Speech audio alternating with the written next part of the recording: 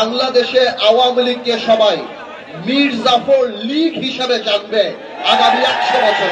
আওয়ামী লীগ কোন মানুষের দল হতে পারে না। এটা হার না, এটা পতন। আজকে 35 দিন আওয়ামী লীগ নাই, একটা মুরগির খোপ তারা পায় নাই যেখানে দাঁড়ায় তারা বলবে যে আমরা আওয়ামী লীগ চালাবো। এবার চিন্তা করেন, এটা হার না, এটা পতন। এটা আল্লাহর তরফ থেকে আসছে। আমার এখানে অনেক ভাইদের বক্তব্য আমি শুনলাম, তারা বলছেন যে আমরা বিচার চাই। ভাইয়েরা আমার, আমি বলবো বিচার শুধু আরম্ভ হয়েছে ইনশাআল্লাহ। এই বিচার এমন ভাবে হবে যে বাংলাদেশে আওয়ামী লীগকে সবাই মীর জাফর লীগ হিসাবে জানবে আগামী 100 বছর। আওয়ামী লীগ একটা রাজনৈতিক দলের অস্তিত্ব হারিয়ে ফেলেছে। এই আওয়ামী লীগের 71 সালে যে অবস্থান ছিল, আজকে আওয়ামী লীগ যে ক্যারেক্টার, যে চারিত্রিক বৈশিষ্ট্য চলে আসছে, আওয়ামী লীগ কোন মানুষের দল হতে পারে না।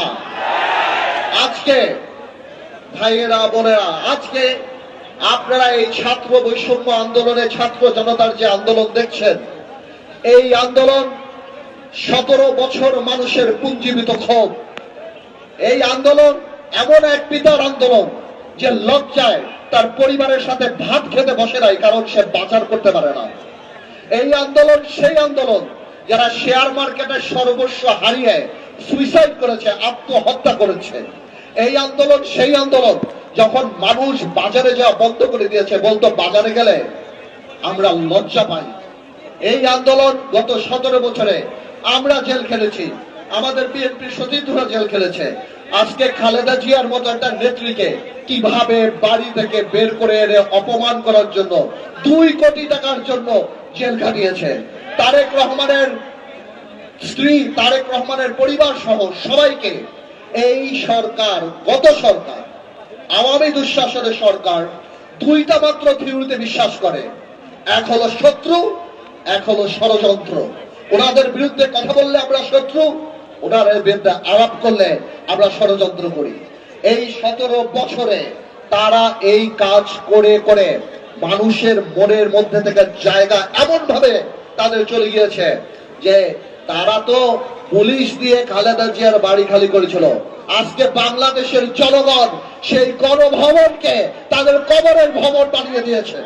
যারা শহীদ হয়েছেন, যারা আহত হয়েছেন, 17 বছরে যারা আহত হয়েছেন, আমার মনে হয় সরকারের পাশাপাশি একটা এই বৈষম্য বিরোধী আন্দোলনে যারা ছিল তাদের একটা লিয়াজত কমিটি আমাদের দলদের মাঝখানে করে দেওয়া উচিত। মাঝখানে আমরা অনেকে সাহায্য করতে চাই, কিন্তু আমরা পারি না, আমরা পাই না, আমরা যোগাযোগ ব্যবস্থা স্থাপন করতে পারি না। আমি মনে করব নিবন্ধিত রাজনৈতিক দল বা যারা কিংবা এই স্বৈর শাসনের ফাঁদে পা নিয়ে দালালির খাতায় নাম লিখে নেই, এই গণতান্ত্রিক আন্দোলনে জনগণের সাথে ছিল, আমি অনুরোধ করব, আমি আপনাদেরকে আশ্বাস দিচ্ছি, আমি বলে যাচ্ছি ইনশাল্লাহ আমরা সবাই মিলে যদি লিয়াজত কমিটি করি, আমরা এই প্রাইভেট সেক্টর থেকে ওনাদের যথেষ্ট যেই ক্ষতি ওনাদের হয়েছে ওইটা তো আমরা পোষণ করতে পারবো না। কিন্তু আমি সবসময় বলি, ইমোশন তো ভালো, তবে পুনর্বাসন ইমোশনের চেয়ে বেশি ভালো। আমি আমার বক্তব্য শেষ করার আগে শেষ একটা কথা বলি। এই বিজয় আমাদের সবার বিজয়। আমরা জানি কোনো কারণেই এই শহীদদের আর যারা আত্মত্যাগ করেছে তাদের রক্তের সাথে বেঈমানি না করি। সামনের বাংলাদেশে আমরা জানি আল্লাহকে ভয় পাই, ক্ষমতাকে দায়িত্ব হিসেবে দেখি এবং এই রক্তের যথাযথ সম্মান দিতে পারি।